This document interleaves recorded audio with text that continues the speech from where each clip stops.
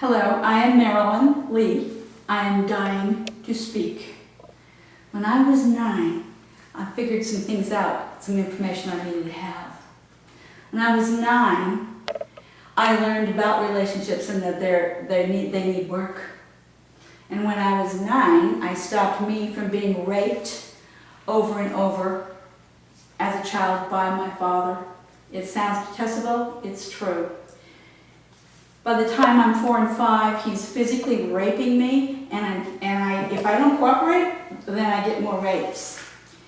And I complained to my mother. She said, that's just how the world is. So when I'm 7, fall down some stairs, can't run away. My dad picks me up, puts me into bed. My spine was severely injured, and it started to deform.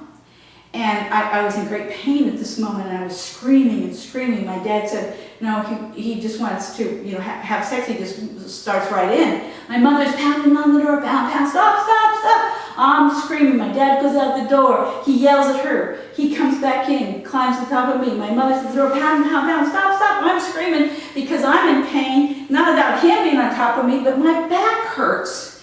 And I'm just a little kid. All I know is that I'm in pain. So he goes out again and hits her so that she doesn't come to the door again. He comes back and I pass out because I can't take any more violence. So I learned some things, and I learned that when he would come for me with a sexual energy, I started to run out of the house. So when I'm 8 and 9, I'm figuring out how to get out of this. I would create havoc or draw some attention to me so that he would back off.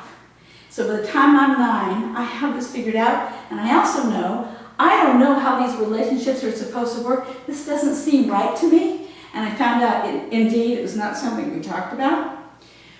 So I knew I needed to learn about relationships at that age, and I went on and became a teenager, got married at 19, and married someone who was abusive. Who else would I marry? But someone who abused me, that's all I knew. So I tried very hard to make the marriage work, lasted 20 years, and I knew I wasn't doing something right because I had no peace. I was always in turmoil.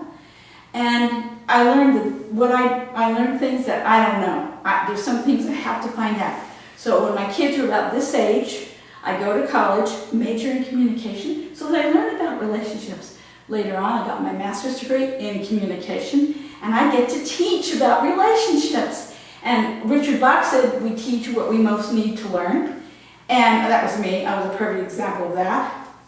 So I would teach these students these broad, sweeping concepts and philosophies and ideas like treat the other person as if the other person were you. Well, what does that look like? What does that sound like? What does that feel like?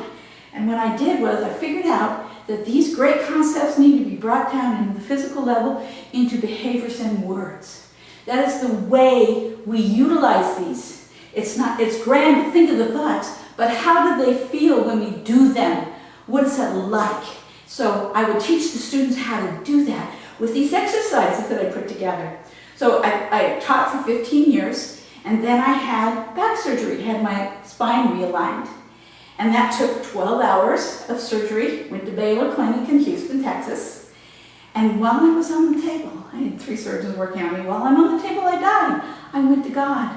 I had my own conversation with God. When I came out of that, I knew certain things, and one is I get to now speak about what is in my heart to help others have relationships too.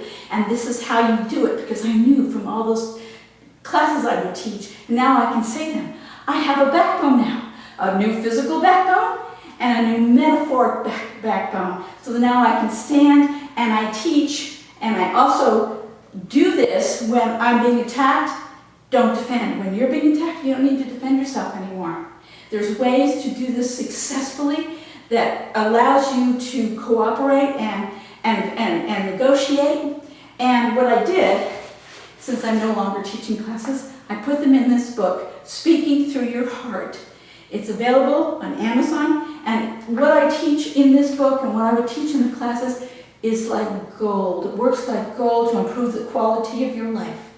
And now I get to speak that and share this book with the world.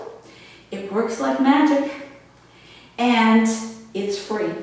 So I'm going to quote myself As I close, whoever heard quoting yourself, I'm going to quote myself, in my other book, The Camp of God's Tears, it's when you put these exercises into practice, it's like tapping into the space between on and off, particle and wave, knowing and not knowing, wherein all possibilities exist. And each possibility becomes a potential, waiting to be materialized in the physical world, just waiting for the seer to see, the asker to ask, the intender to intend. And all of these are embraced by the force, breathlessly waiting to manifest. And I will close with a paraphrase of the song at Disneyland from a ride. It's a small world. It's a world of laughter. It's a world of tears. It's a world of hope. It's a world of fears. It's time we're aware that we are one in this small world we share.